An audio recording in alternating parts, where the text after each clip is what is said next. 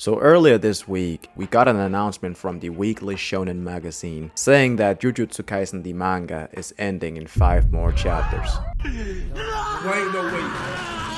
To be honest, I was really shocked when I first heard this. Even though Gege Akutami, the author of this manga, has been trying to end this story ever since last year. Still, if you're a massive fan of a fantastic show like this, you just can't help but feel a little bit sad. If you've been subscribed to my channel for a while, you might be wondering like, yo Dusty, why are you talking about the manga? You never cover the manga. That is true. When I first started this channel, I was actually covering the manga. I still talk about the manga from time to time during my live stream. You should definitely check into my next one. But I basically just moved on to cover the anime because I felt I could be more creative with my content that way. To this day, I'm still reading the manga and I'm up to date with the current events. So hey man, I actually forgot to say this. Spoilers ahead.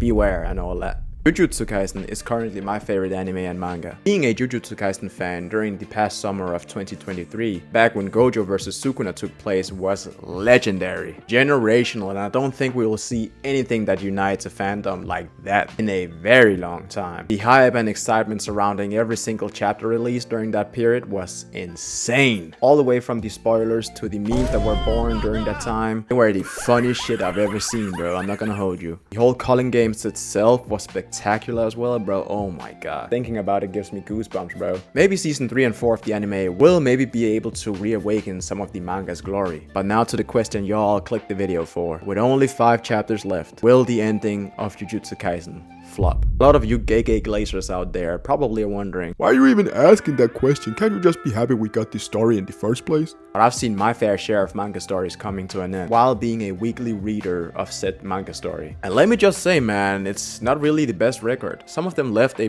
pretty sour or awkward taste in my mouth. That sounded crazy. And I get it, man, it's very hard to write a satisfactory ending to a story. But likewise, it's very hard to watch a story with such potential as Jujutsu Kaisen getting flushed down the drain. To find the answer to whether Jujutsu Kaisen's ending will flop or not, I think we need to talk a little bit about the biggest plot points and the essence of the story and writing style. The biggest plot point of the story right now is Ryomen Sukuna. Yes, he is a character, but I would actually say at this point, he's pretty much a plot point. He's the main antagonist of this story, but right now, locked in a deathmatch between him and Yuji, the protagonist of the story. They're currently beefing inside Yuji's domain. We still don't know the name of the domain yet, but we do know this is most likely the place where Sukuna will get packed up. But the problem with all of this is, we still know close to nothing about Sukuna. We know he was a twin who absorbed his other twin inside the womb. He was probably outcast by society due to his appearance. We can somewhat also conclude that he rose to fame and power due to his raw strength and talents in Jujutsu.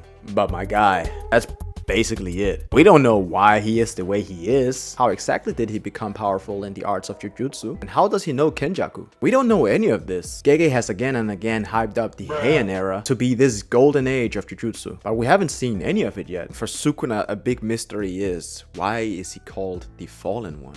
Like, do you get what I'm saying? There must be some event he participated in that gave him that title. We've always just known him as the King of Curses. Was it because he slaughtered the Star and Moon Squad? Or whatever it was called? Or maybe it's because he's eating people. Is that why he got the title The Fallen One? I simply don't know, and I would love to get that answered because it was actually introduced quite recently, like maybe 50 chapters ago. I'm not really sure. And with only 5 chapters left to wrap up the whole story, I highly doubt we'll ever get to see it. Unless they of course do a spin-off. And for the main character, Yuji, we finally got his origin story somewhat. We've known ever since the start of the Calling Games that Yuji is the son of Kenjaku, you know, the brain that took over Yuji's mom and Sukuro Geto, but he's also the son of Jin Itadori. Now we know that Jin Itadori is the reincarnated soul of Sukuna's twin, the one he ate in the womb. And in Jujutsu law, twins are considered as one person. So indirectly, Yuji is the son of Kenjaku and Ryomen Sukuna. But why? Like, honestly, why did he make Yuji? Why did Kenjaku make Yuji? Kenjaku, the most evil sorcerer of history. Where do I even begin with this guy? He is indirectly the author of Jujutsu Kaisen. From start to finish, he is the true Gege insert. His whole motivation and plan is to create this giant merger, the accumulation of Japan's cursed energy. That's why he set up the Calling Games and planned it for more than 1,000 years. That's why he made all these binding vows with reincarnated players and experiments with the death paintings. But why Yuji? Why did he create Yuji? This exact question is actually one of the few I expect to get answered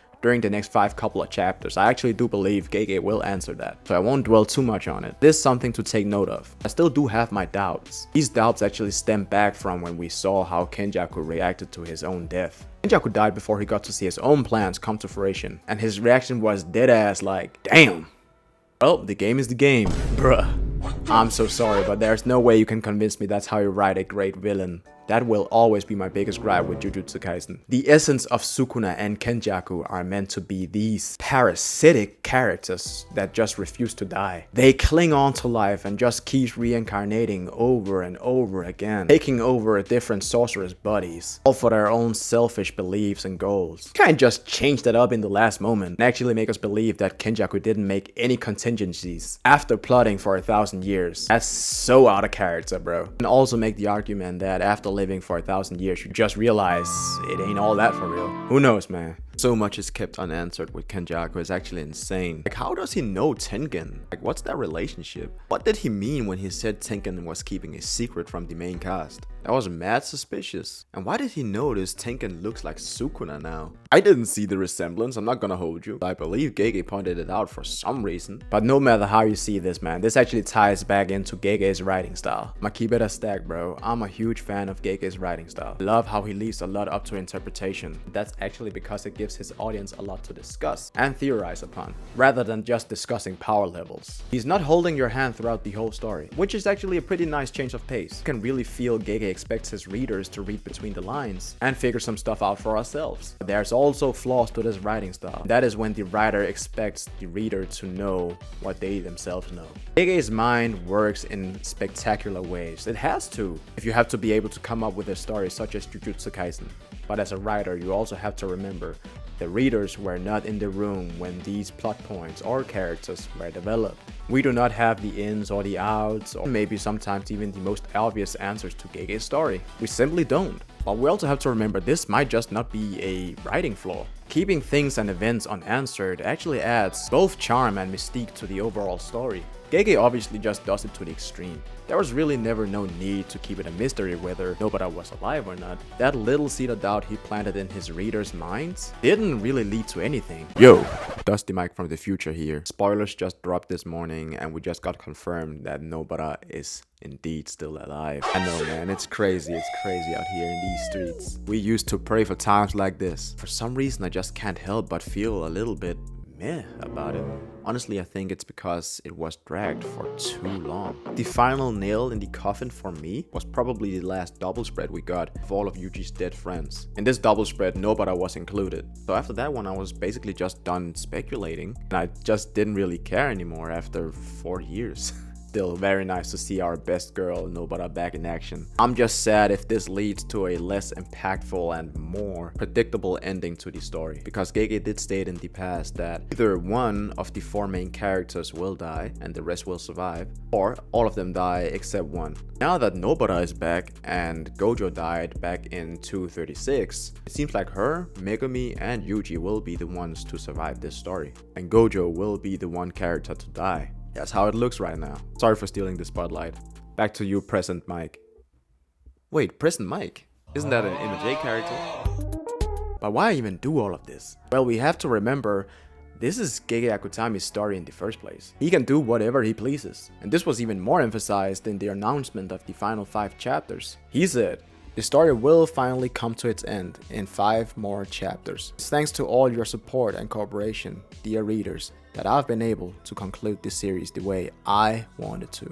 Thank you. It's clear that Gege Akutami is writing his story his way for himself. Of course, I'm sure he keeps us in mind from time to time, but hey, what can you say, man? He truly embodies the essence of a Jujutsu sorcerer. Gotta be selfish in this game to propel yourself. Fight for yourself and write for yourself, you know what I'm saying? Nah, I'm just playing. But sure, I do believe Gege is writing the story he wants to tell. And I wholeheartedly respect that, man. I can't do anything else than that. He did mention he is gonna try and make it as satisfactory for as many readers as possible. But with his track record, I'm not gonna lie, I don't really know. That's sadly the effect of having a vague writing style. People just don't know. They don't know what to believe. So to answer the question, will the ending of Jujutsu Kaisen flop? No, I don't think so, but I don't think it will be a satisfactory ending either. There's just way too many unanswered questions for that. I think we'll get at most 50% of our questions answered, and that's being generous. And I know a lot of people are like, yo, we don't need to see these things from Kenjaku, we don't need to see this thing from Sukuna. And they're right to a certain point, but remember, Gege put all of these ideas into our heads. We didn't just make up all these plot points. All plot points and things and events Gege has hinted to along in his story,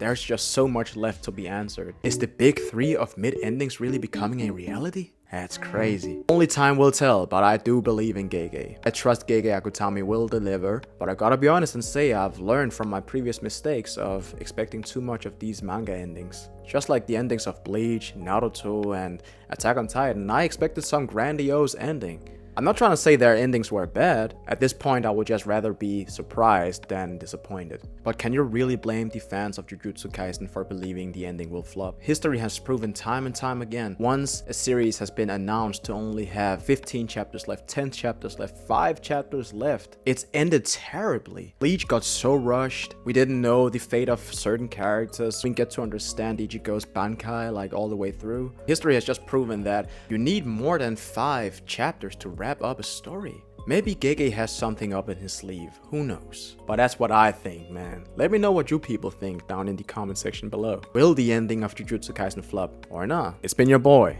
Dusty Mike. Take care out there because it's a crazy world. As you can see, people out here ending their stories in only 5 chapters and all that. Crazy. I hope to see you all in my next video. So until then, remember to stay beautiful. Alright, peace.